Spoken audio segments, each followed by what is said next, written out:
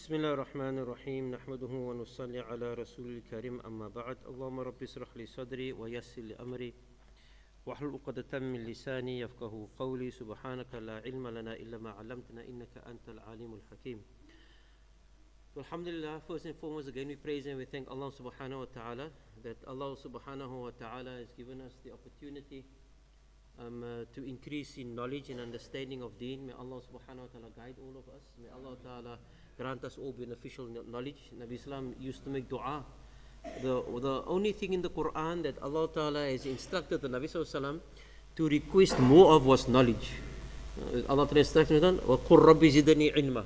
Say, oh Allah, increase me in knowledge. And Nabi sallallahu made dua for beneficial knowledge. And beneficial knowledge is that knowledge which brings us closer to Allah Ta'ala and enables us to worship Allah Ta'ala in a manner that will be pleasing to Allah Subhanahu wa Ta'ala.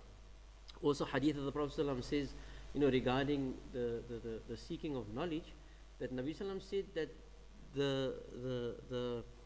the righteous people are inspired by knowledge, and that the unfortunate people are deprived of knowledge. So, if Allah Ta'ala gives us an inclination to study any branch of the knowledge of deen, then that is an indication that we are favored by Allah subhanahu wa ta'ala. So this might seem like a not so fancy class, but the fact that we are here, it is taking place in the house of Allah ta'ala, and it is about enabling us to equip ourselves to be able to undertake the journey to the Baytullah, in which we will perform Umrah or even Hajj if we subsequently are able to do so, inshaAllah. Then this means that Allah Ta'ala desires good for us. The fact that we are here, it is a starting point towards our acceptance for performing Umrah.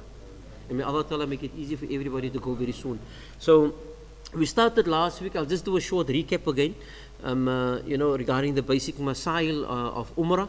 And we started with Ihram, because Umrah essentially consists out of three component parts, which is the Ihram, the tawaf around the Baytullah, and the sa'i. Umrah is a very unique ibadah in that regard.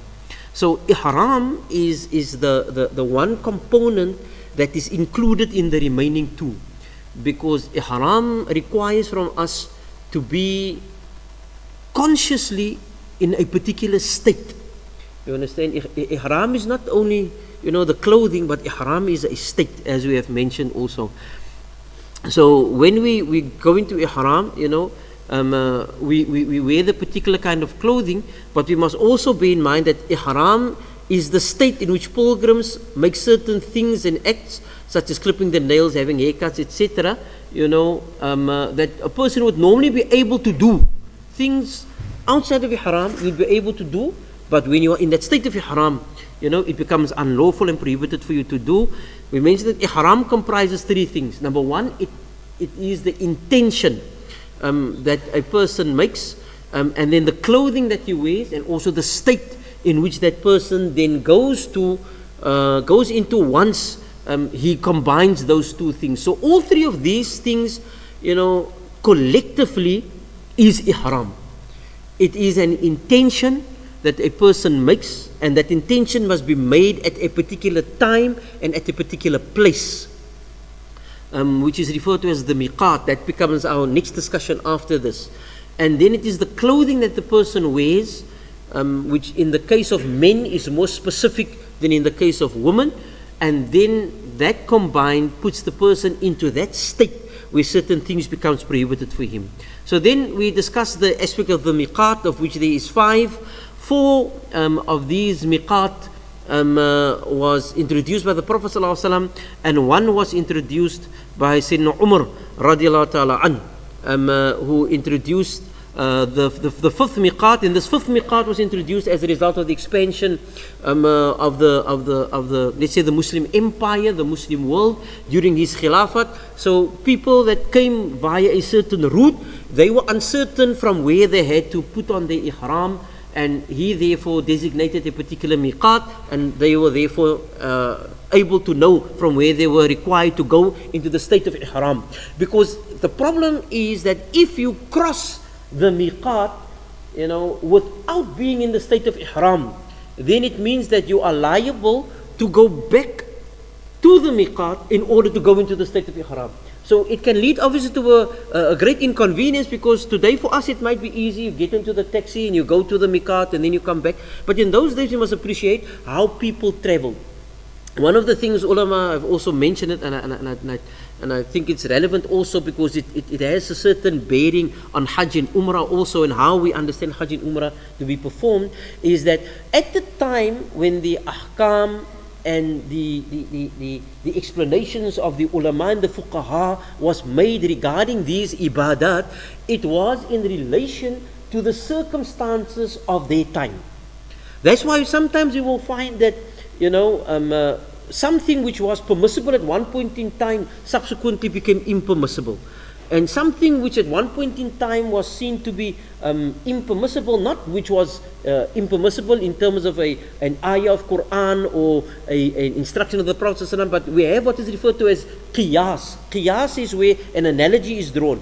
So at the time when they drew these analogies, on the face value of it, the things were considered to be impermissible. But as more knowledge regarding the particular action or the particular commodity became known, then they came to realize that no, it actually does not fall within the prohibited and it falls within the permissible.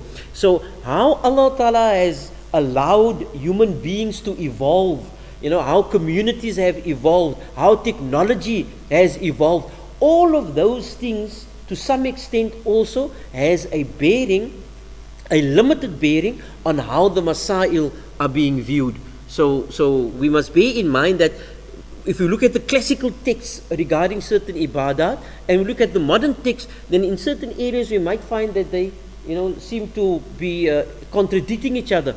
But that is also because the ulama today have looked at these masail and looked at the circumstances relevant to our lifestyles today. So may Allah give us tawfiq that Allah has given us ulama that has that competency to look at these masail and to see how things can be made easier for us in terms of our application. Then we mentioned about afaqis. We are all afaqis. Afaqis means, ufuq actually means horizon. Afaq is the plural for horizons. So it means if I stand in a particular place, up until where my eyes can see, that is the horizon for me. That is not the absolute horizon. Only up until where my eyesight reaches, that is the horizon for me. Somebody who might have weaker eyesight can't even see that far. So for him the horizon will be a different place. Somebody's got better eyesight, for him the horizon will be a different place. So this word of afaq means that when the people of Makkah looked out, to wherever in the distance, wherever their eyesight sort of ended, would it be the setting of the sun, etc., anybody that came from beyond that point would be considered to be people from the afaq. Or generally, whoever comes from without the borders of the miqat for the purpose of Umrah and Hajj are considered to be people from the afaq, and they are referred to as afaqis. People who come into Jeddah, we mentioned, they will be crossing a miqat when they come into Jeddah. So the people who fly into Jeddah, they are generally required to put on their ihram before they enter, before they land in Jeddah. So they basically need to put on their ihram while they are still in the aeroplane. And we mentioned the 5 miqat locations: Dhul Hulayfa, Dhatul Irq, and that is the one that was introduced by Sayyidina Umar an Al-Juhfa, Qarnul Manazil, and Ya Lamlam, and also the different areas from where people come, for which that miqat serves as a miqat. And then we mentioned some of the significance of the miqat. It is the place from where a pilgrim, whether for Hajj or Umrah, is required to be in the state of ihram. So you cannot cross the miqat, you cannot go beyond the miqat if you're not in a state of ihram. You cannot go beyond the miqat. That is now for the people obviously who are in the state of or the intention of Umrah or Hajj. If they do so, then they need to go back to the miqat. And also they can become liable for a penalty. For the people of Makkah, Makkah is basically their miqat. So ulama draw a distinction between Umrah and Hajj. If they go for Umrah, then the people of Makkah would go to Masjid Aisha. They would go to Masjid Aisha, and then in what is the area called referred to as Tan'im, and from there they would make ihram and come back into the haram, because it's a very nearby distance. You know, I sometimes, one of the things that always used to fascinate me, and I found it, you know, so unfortunate, that people were offered, you know, 2 Umrah Hajj packages. You know, you go for Hajj and then they offer you can go for 2 Umrahs. You know what an extra Umrah costs you once you are in Makkah? You know how much it costs you? It costs you 20 riyal. It costs you 100 rand to do an extra Umrah. Did you know? Because once you are in Makkah, you can go for Umrah again. Because now the miqat of Makkah applies to you. You become like a resident of Makkah, which means all you need to do is take a taxi from wherever your hotel is to Masjid Aisha, and you just have to tell the taxi driver, Tan'im, he knows exactly where to take you, and then you go there into ihram, you put on your ihram, and from there you take another taxi into the haram, you do another umrah. It costs you, I don't know, when I was there last, I think it was 10, 15 riyal, probably 20 riyal, but they say it's 20 riyal. Costs you 20 riyal going to Tan'im, another 20 riyal coming back, and then all it costs you is 40 riyal, which is 200 rand for an extra umrah. And then they give you a package, 2 umrah package, and they charge you extra 10,000 rand.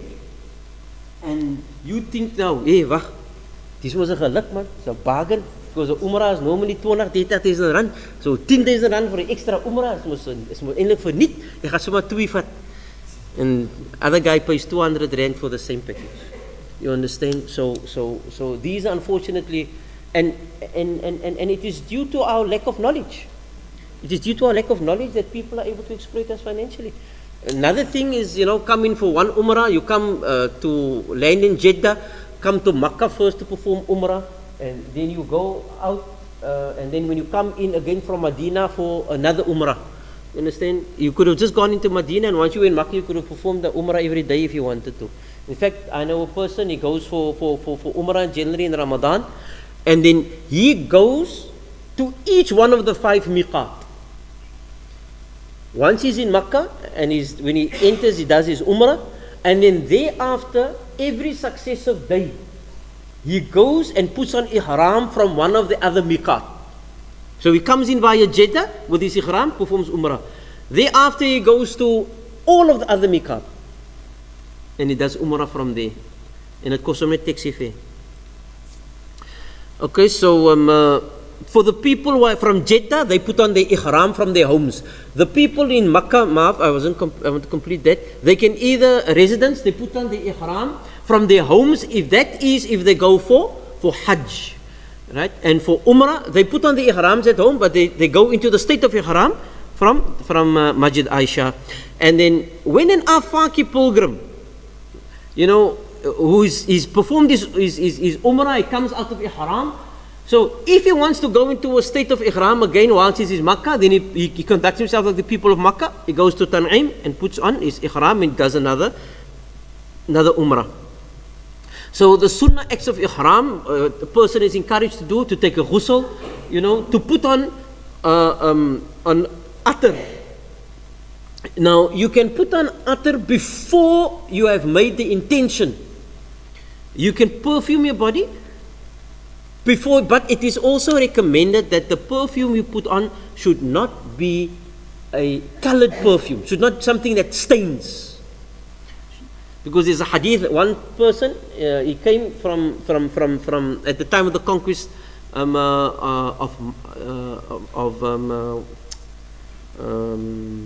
the place's name now? You know, we almost spelt it.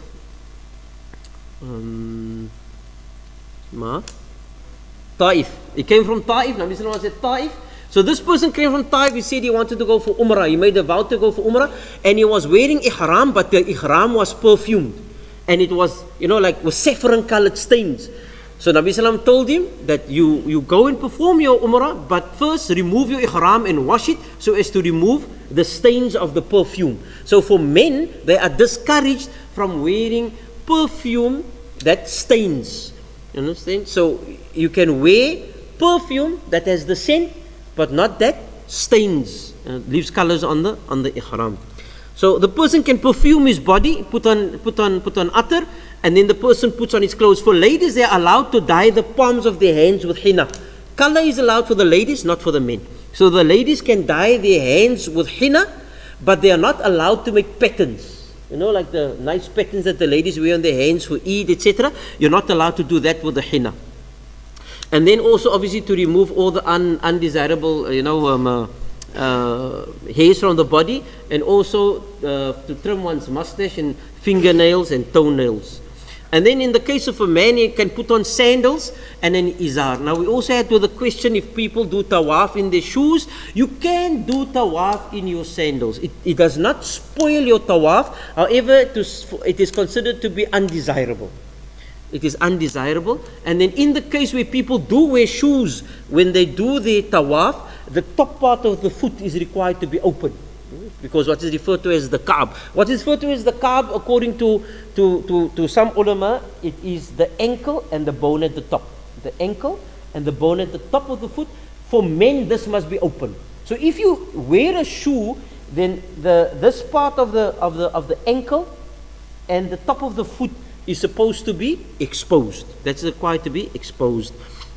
Ladies can wear the normal clothing, although generally the ladies, prefer to wear white. And also they're not allowed to have their faces covered, as we mentioned also last week. So that hijab that is against the face, that is contrary to the rules of the ihram for the ladies.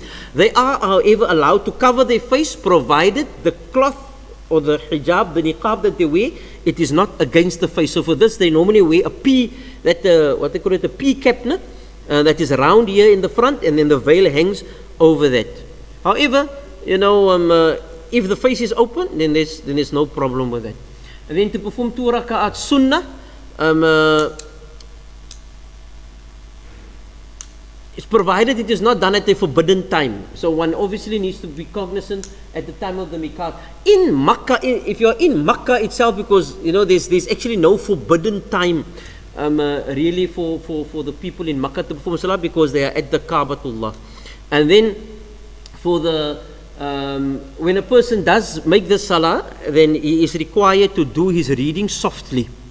And then obviously to utter the talbiyah. This is when now there is no ihram. This is how you know. And for those obviously who are familiar and have experienced this, once people start making the talbiyah, laat your hare op instaan. But we are encouraged to do so in a calm, and collected manner, keeping in mind that you are busy with the remembrance of Allah subhanahu wa ta'ala, and we are emulating the sunnah of the Prophet sallallahu alaihi wasallam. Ladies are required to do so softly by themselves. And that's the talbiyah, labbaik Allahumma labbaik, labbaik la sharika laka labbaik, innal hamda wa ni'mata laka wal mulk la sharik. Labbaik Allahumma labbaik. Labbaik basically means, if you are being called by somebody and you want to inform that person that you are ready and you are attentive and you are prepared to carry out the instructions to you, then this is the manner of responding, labbaik. So if you for example, your father calls you, and you hasten towards your father's call, then you say, labbaik, I am ready. You understand? I'm here, what do you want me to do?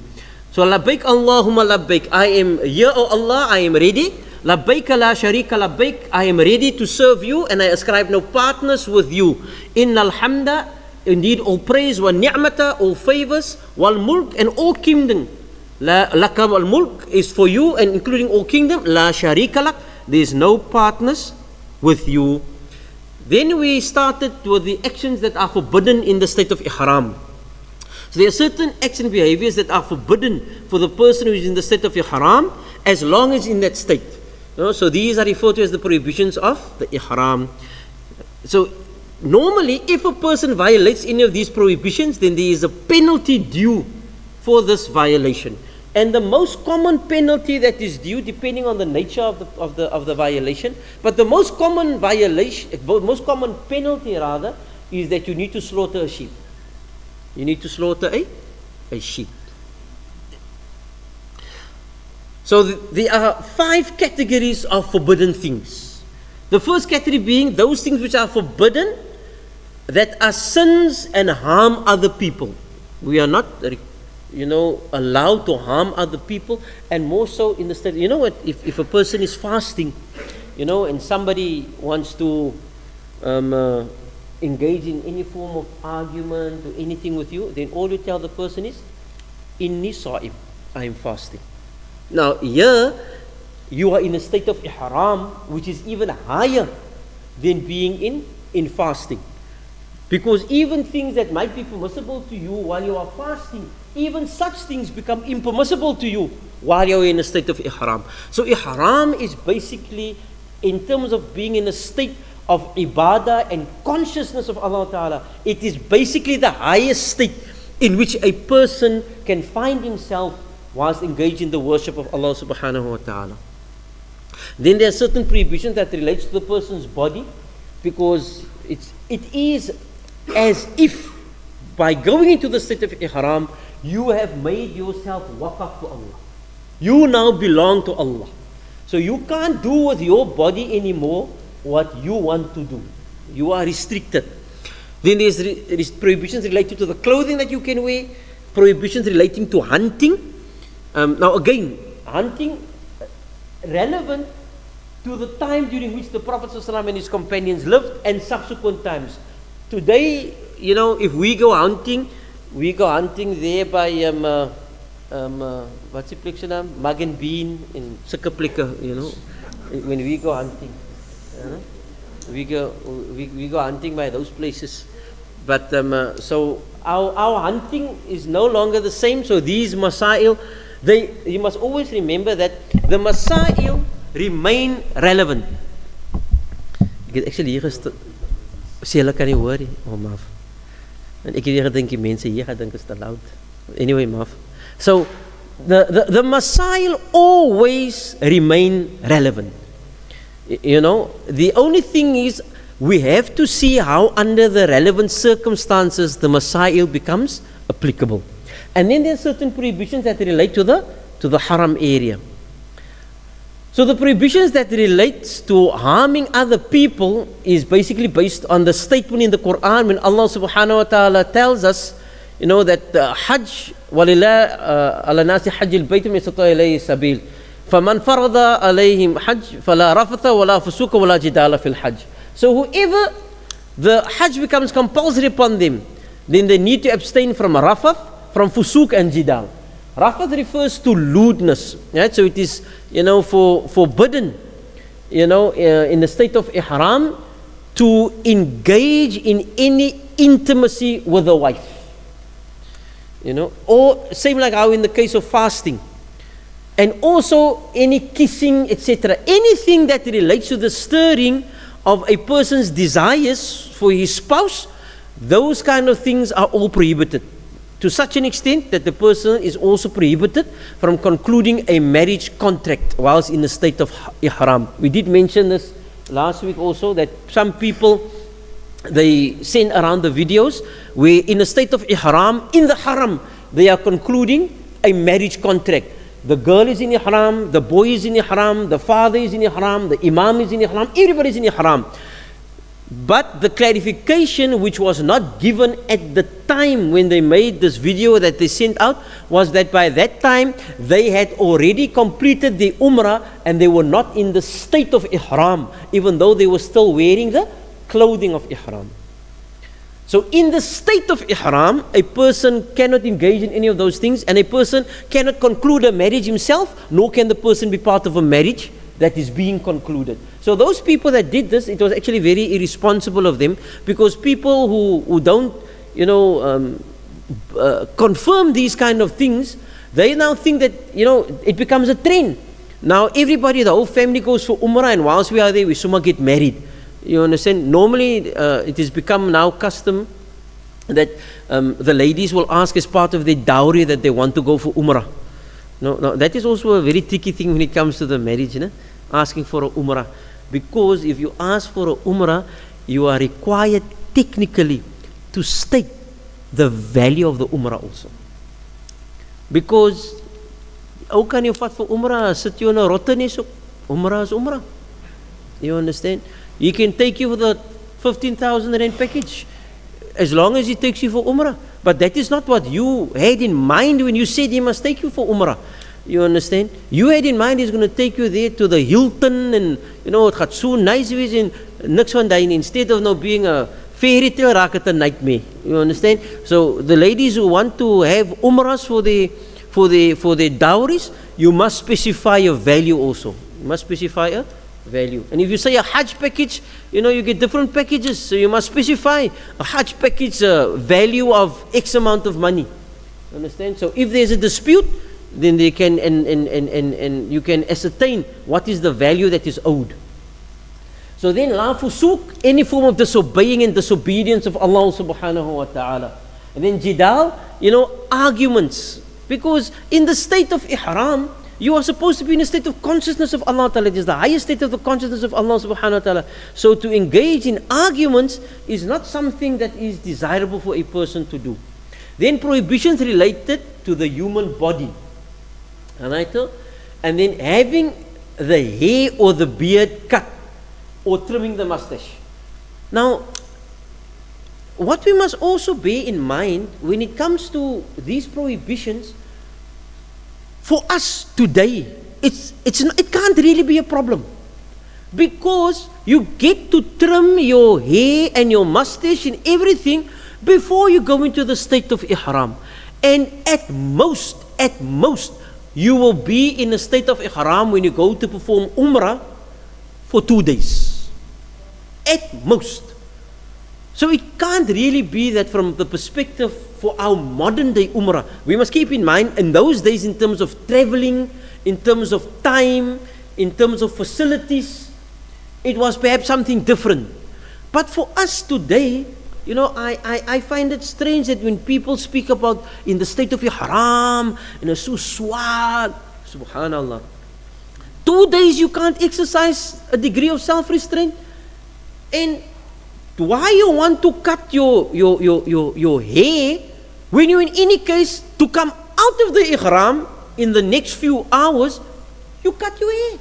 You kan jy gaan daar by die halak, by the barber, en hy kan jou lekker bless en hy.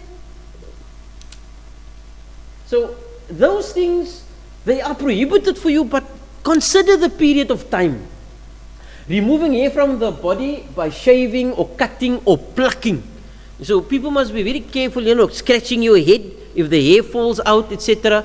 You understand? So therefore, we should also exercise a certain degree of care, but we must just be conscious and aware that for this period of time, let me exercise this degree of self-restraint. Trimming one's fingernails and toenails, you had the opportunity to do that just a few hours ago before you went into ihram. You understand? En as jy nou nie 'n nailklip het nie, dan is fyn, dan los dit maar en dan wag maar tot môre toe wanneer jy uit die ihram het, is 'n knip jy dit dan. You understand? In fact, I know of a person, he actually, although it is sunnah to do so, he doesn't cut his hair, he doesn't cut his nails also, except for the underarms and so on. But the hair on his head, he doesn't cut. In fact, he normally goes to umrah every year. And from the one umrah until the next umrah, he doesn't cut his hair. He doesn't cut his hair. Generally, the nails and so on, that's cut. But the hair, he leaves. And his reasoning in that is that when he performs umrah, his hair is longer. So more of him is involved in the ibadah.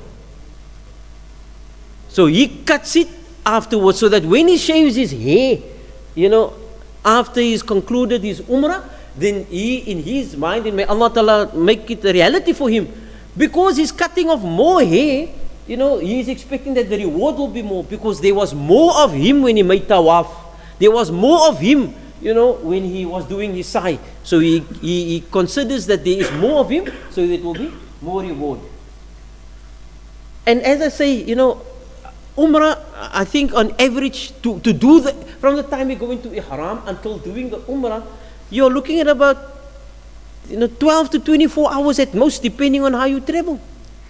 Because if you you put on your ihram just before you land in Jeddah, then from Jeddah to Makkah is about 2 hours, if you travel by way of a taxi or so, and then you go into your hotel, you put down your luggage, then you go wait normally until it's evening for it to be a bit cooler, and then you go for your umrah, which is your tawaf and your sa'i, and then you come out of ihram. So it's very quick. Then using perfume, this is after you are in the state of ihram. So these things before going into ihram, these are allowed to you. After going to the state of ihram, they are not allowed to you. Such as musk, for example, on one's clothing or body. So now we must bear in mind that if you had put it on and the fragrance is still on you, then no problem. But to add to it or to carry it so that the fragrance comes onto your body, that is also not allowed. Carrying perfume like fragrances with the aim of smelling it. So that you can have the enjoyment of the smell of it, and also so that the fragrance of it should be on your body, that is not allowed. And then applying kuhol with perfume. Kuhol is, that which the people put in their eyes. It's used as a treatment for the eyes. So,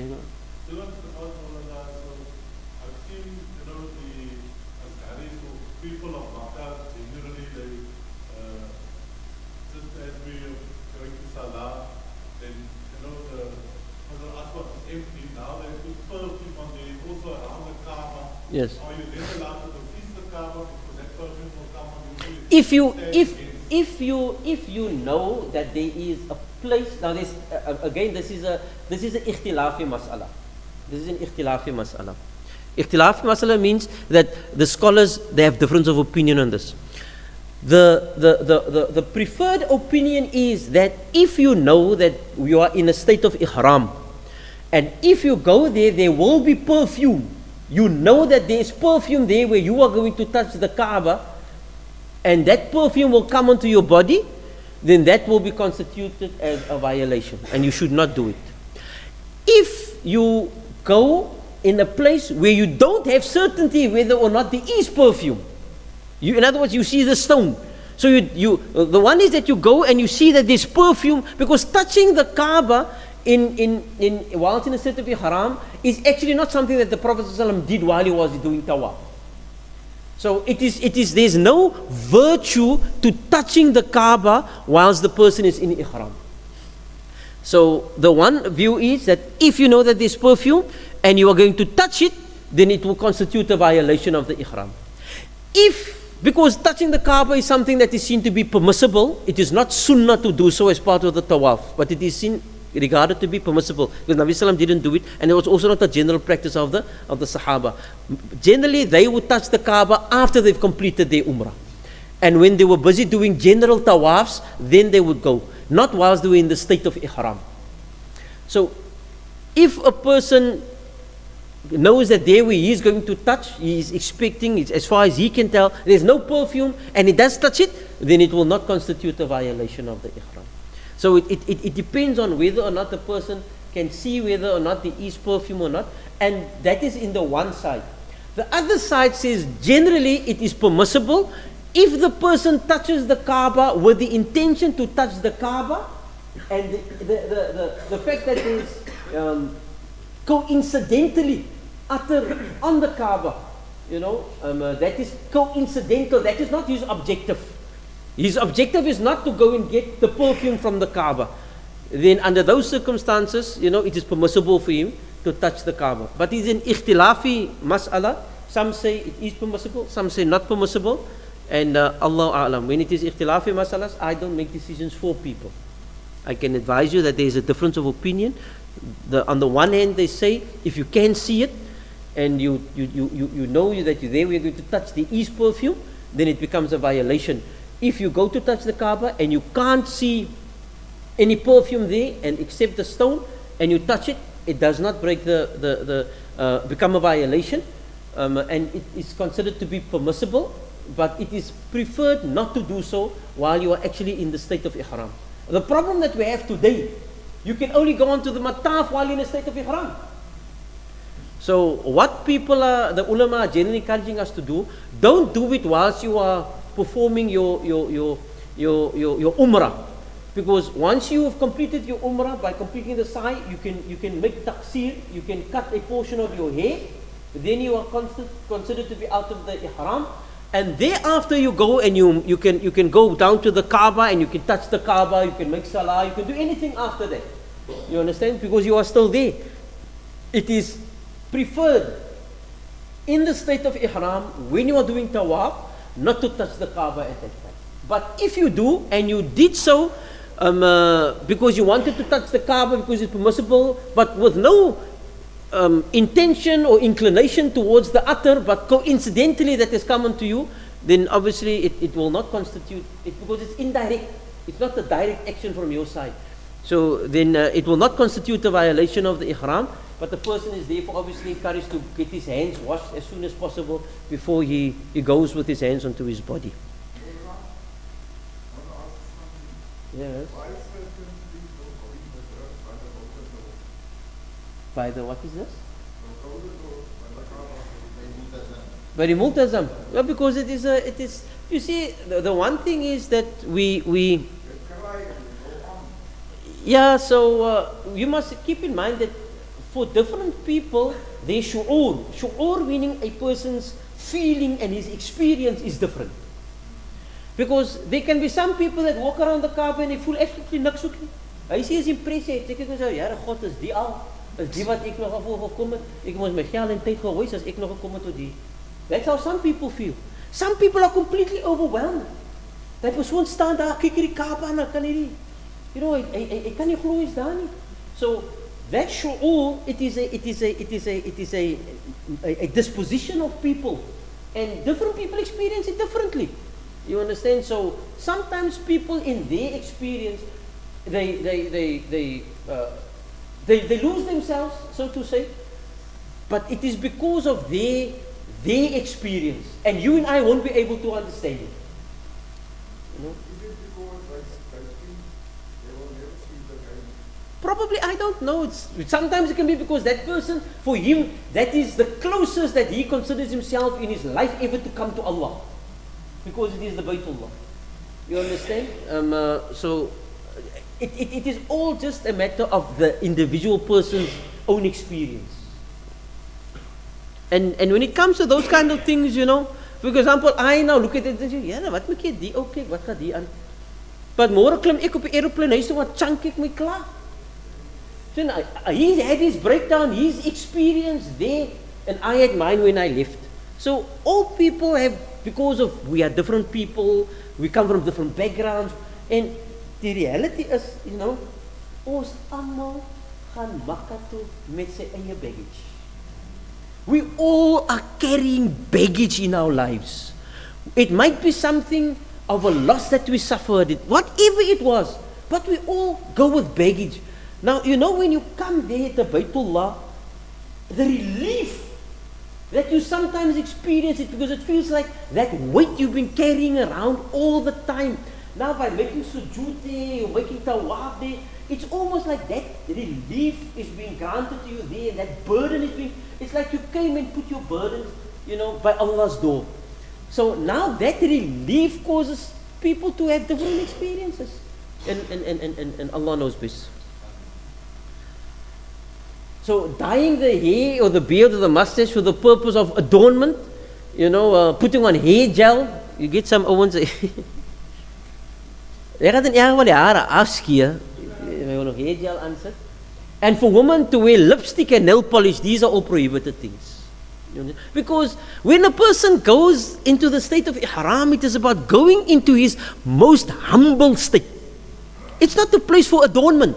And Allah Ta'ala don't want you to come there, you know, in a state of adornment. Allah Ta'ala wants you to come there because that is the time when Allah Subhanahu wa Ta'ala boasts to the malaika.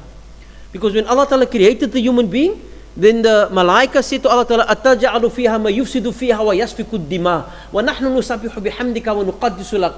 You know, do you want to put in there a creature that's going to cause mischief and is going to shed blood, and we praise you and we make you holy? Allah Ta'ala said to them, Inni a'lamu ma la ta'lamun. I know about them that which you do not know.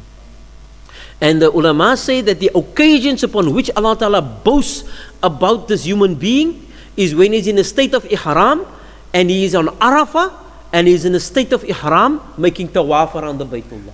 And Allah Ta'ala tells the malaika, julle het so baie dinge te sê gehad, see what my slaves are doing.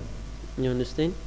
So also it is makruh for a woman to use henna while she's in the state of ihram. Remember I said sunnah for her to do before she goes into the state of ihram. When she is in the state of ihram, it is makruh for her to use, but here again it is limited to the hands. Alright? However, if the lady is in a state of iddah, this is generally. So in the state of ihram, before going into ihram, it is sunnah for her to do. After going into ihram, it is makruh for her to do. Under normal circumstances, it is permissible for her to do. And when she is in iddah after her husband had passed away, then it is forbidden for her to do. Because that is a state of time of mourning. So the lady, unless sy het nou al heeltyd gewag vir hom om te maningel, you understand?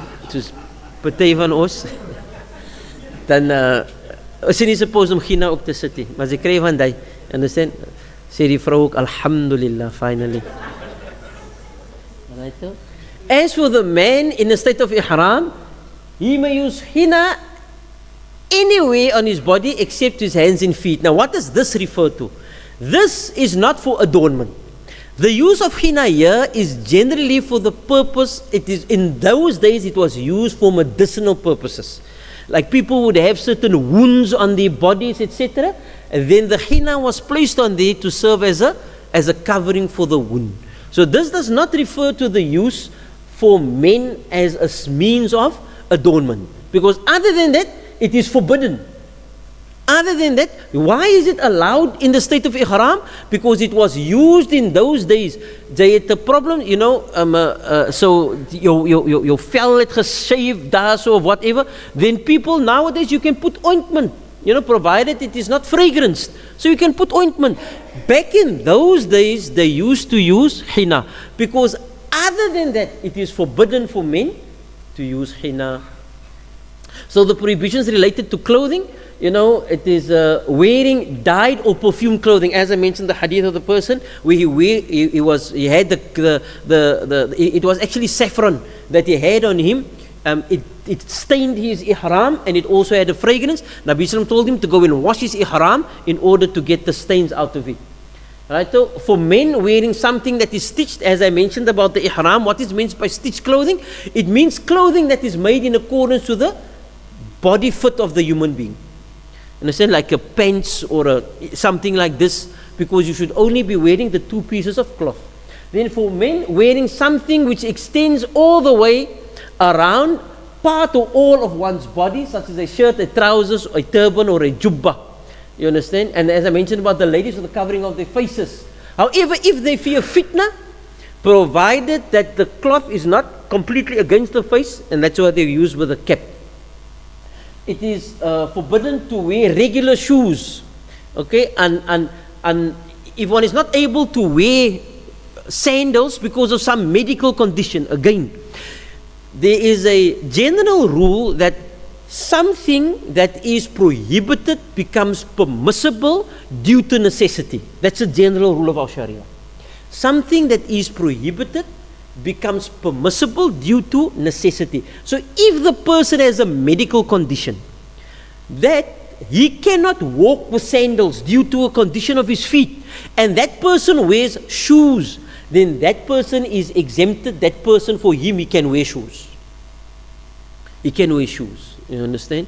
Okay, and then if the person can't otherwise than to wear shoes, then it is preferred that he must wear shoes, to wear open top shoes.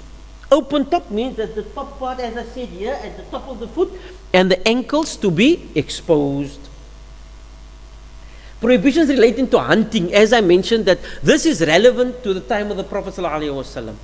Right? So it is prohibited in the haram and outside of the haram. You know, for a person to hunt, to kill or to slaughter game animals. Game animals, which whether they are edible or not edible. Now, what is game animals? These refer to wild animals. You know, the free roaming camels or sheep or goats or cows or anything else that you want to hunt. If they are free roaming, they do not have any known or foreseeable owners.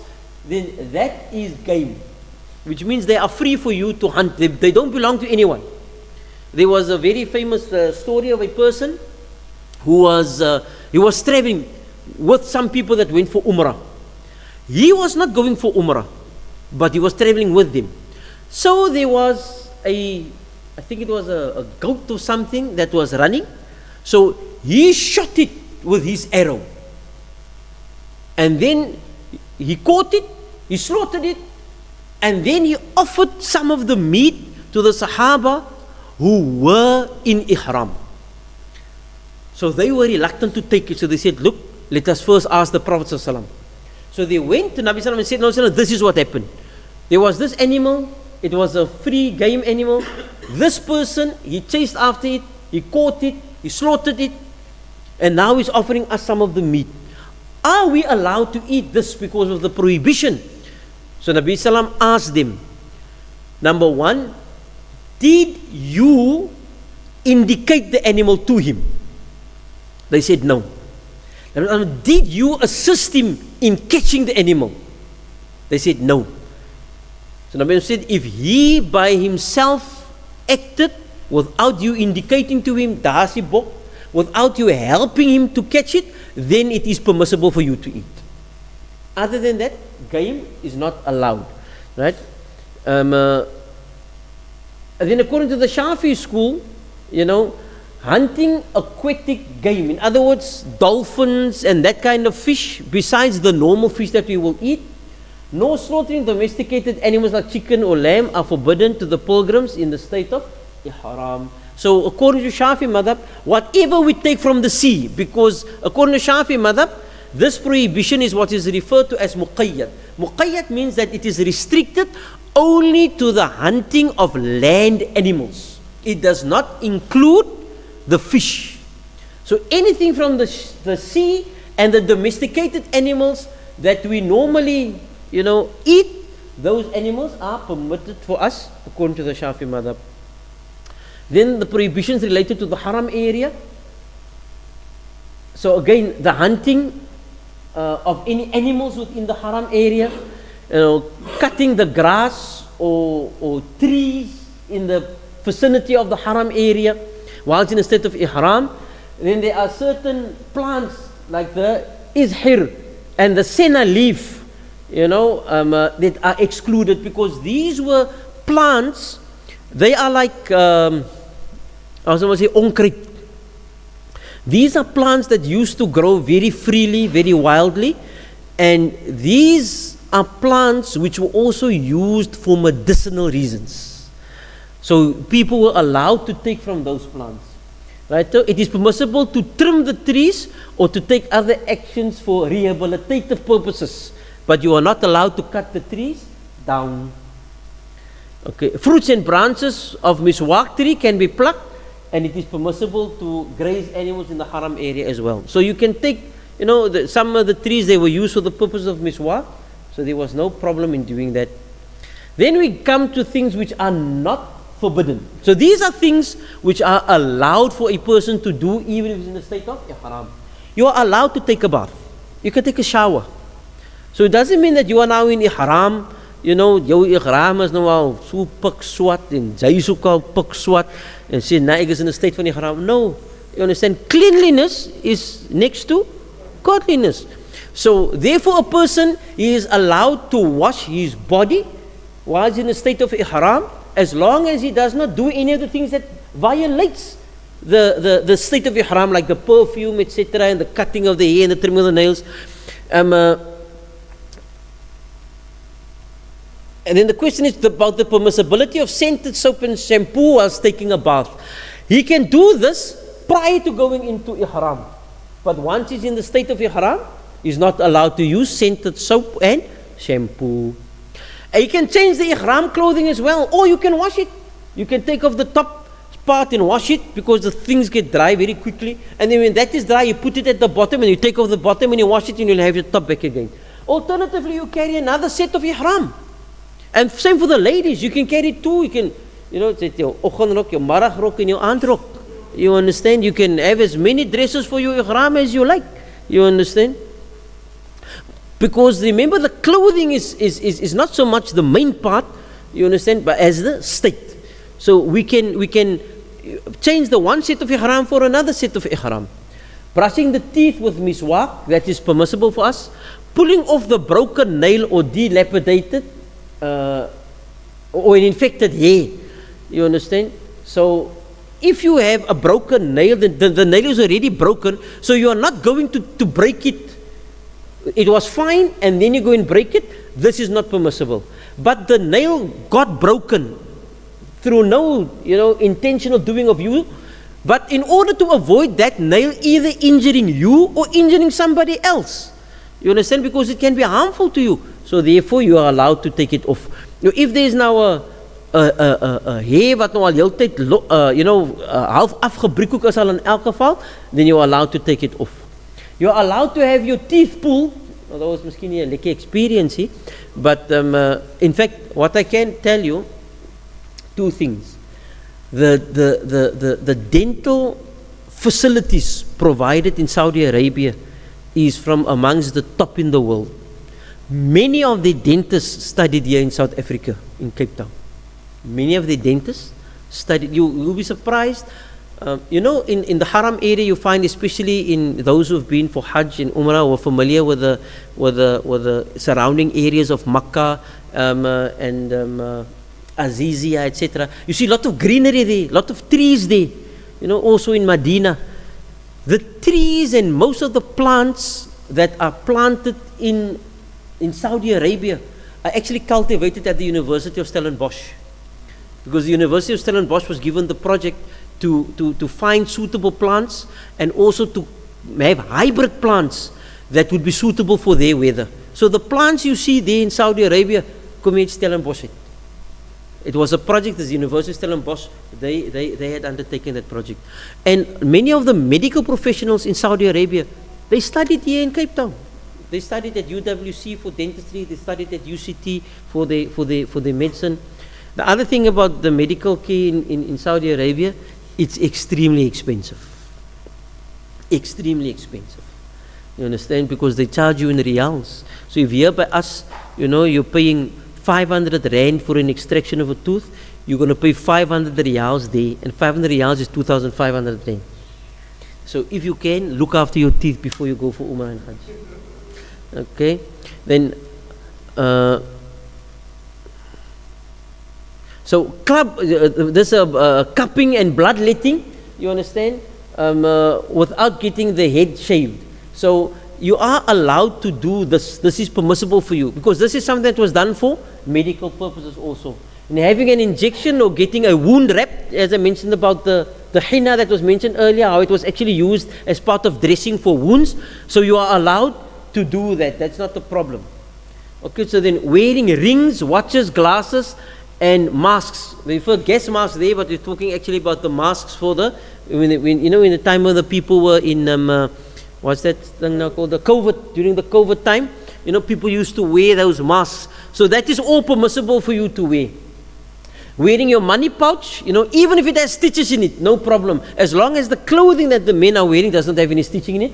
Wearing a belt around the izar, you wear your ihram at the bottom, and you put a belt around it, then no problem with that.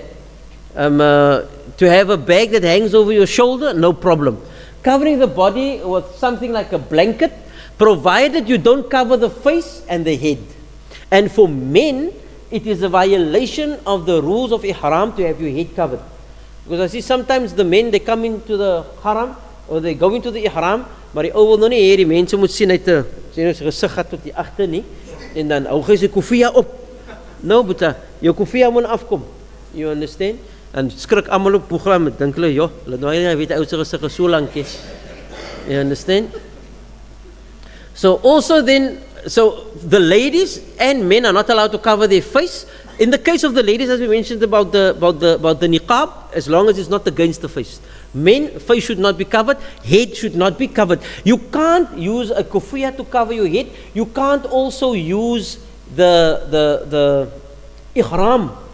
You pull the ihram up and over the head. You're not allowed to do that for shade.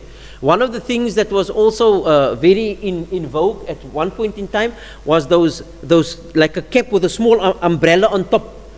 If that thing becomes fixed on your head, it breaks and violates the ihram, because it now becomes like a cap that you are putting onto your head. So if you carry it, so what they did, they made a new one that is basically fixed on the shoulders. It's fixed on the shoulders, and it's like an umbrella that covers their head. So people try to look at all of these things, ways and means how they can fight shade. You can taking a jacket or a coat over the shoulders without wearing it. Without wearing it means what? Without putting your arms, like alhamdulillah, Uncle have here, he's got the jacket with the arms. So when you put your arms into the jacket, you are wearing it. If your arms are not into it and you're just having it hang over your shoulders, because it can be cold. No, sir, and there is no ice cold, because it can be cold also. You understand? So you can wear a blanket to cover you, it can be a jacket, but you are not allowed to wear it. In other words, if it's got arms, you cannot, because now once you put your arms into it, then you are wearing stitched clothing, something that is made according to the shape of the body. But to just have it hang over the shoulders to cover the back, no problem. Okay? So we also did mention about the hunting of the fish animals, fish and other animals and domesticated animals, that because you can buy it. These are not really relevant for us anymore, because now all of these things, al-bayk is there, you go hunting there, you understand? So all of those things are there. So killing animals which are not game, like crows, hawks, and other harmful animals, those things are permissible. Because when you're speaking about game, we are speaking about such animals that can be hunted for food or trophies. You understand? So, may Allah Ta'ala give us tawfiq. That then concludes the discussion on the ihram. So, next week, inshallah, we will be continuing with a new chapter, which will basically then deal with going into the haram. Now you're in ihram, you're going into the haram, and then doing the tawaf and the sa'i. So, any questions on what we've discussed so far, the Shaheed? Before the Maulana was speaking about blood letting. Yeah. Are you allowed to give blood? You're allowed to give blood, yeah. Yeah. So, if, for example, you like how we have here, you understand? The only thing that you must bear in mind is that Umrah is a very taxing ibadah.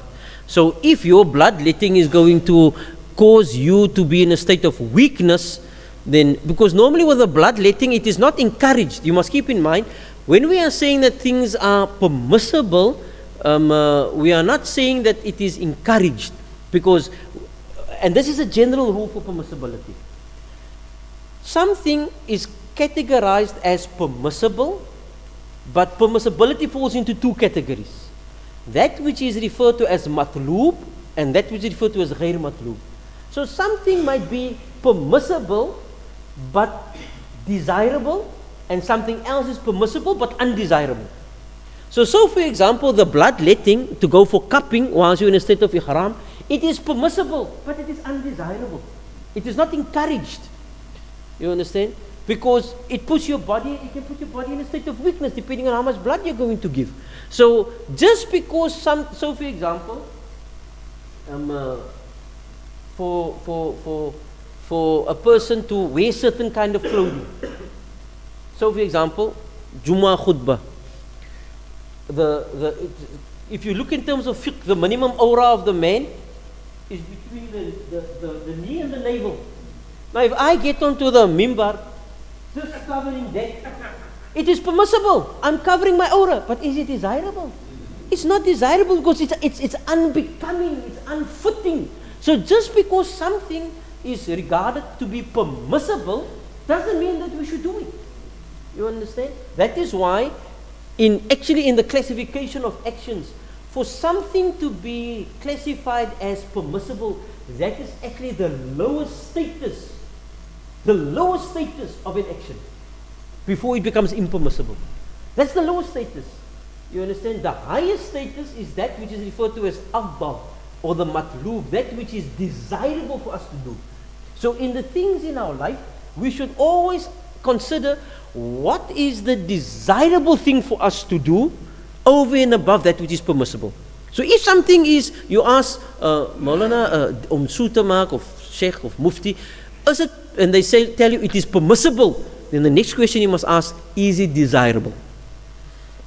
Because the action can be permissible, but it is not desirable to do. I mean, Allah to give us all tawfiq. Any other questions on the work we've done tonight? Because this is the conclusion for now on the discussion of the ihram. Yes. Yes.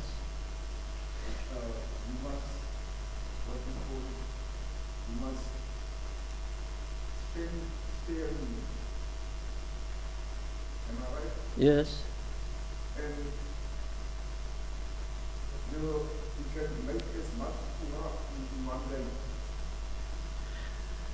Technically, yes, but I can tell you it's not so easy.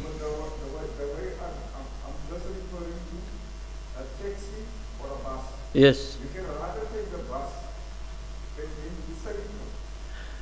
Yes, no, that is true. But you know, if you look at the bus, you'll save money, but you put yourself in a lot of inconvenience. Because if you take a taxi, you can limit the number of people in the taxi, but they don't always limit the number of people in the bus. And especially if you're traveling with a female with you, the bus is not recommended. Permissible, but not recommended. Any other questions? Okay, جزاكم الله. سبحان الله وبحمده سبحانك وبحمدك نشهد أن لا إله إلا أنت نستغفرك ونتوب إليك. سبحان ربك رب العزة